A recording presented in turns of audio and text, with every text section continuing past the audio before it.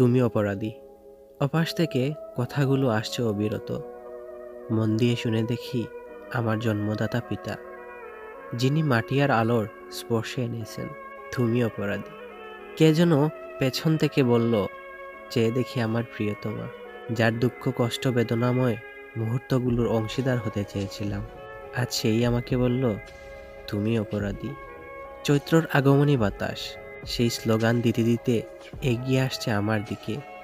বাতাস থেকে রক্ষা পেতে বন্দী হলাম আমি মাটি থেকে 12 ফুট উঁচু 4 দেয়ালের এক গৃহে। সে ঘরের দেয়ালও যেন আজ সুরে সুরে মিছিল তুলে বলে, তুমি অপরাধী। রাজপথে লেখা পুরনো শব্দগুলো আজ নিজেদের মতো পরিপাটি হয়ে আমায় চিহ্নিত করে বলে, তুমি অপরাধী। কালো দেয়ালে লাল রঙের রাজনীতির বুলি আজ বিদ্রোহ করে আমার সাথে একাগ্রতা ভূষণে আমার দিকে ইশারা করে বলে, তুমি অপরাধী। সিজারে জন্ম নেওয়া নবাগত সন্তানটি যদি কথা বলতে পারত ঈসা নবীর মতো, তবে সে আমার দিকে আঙ্গুল তুলে বলতো, তুমি অপরাধী।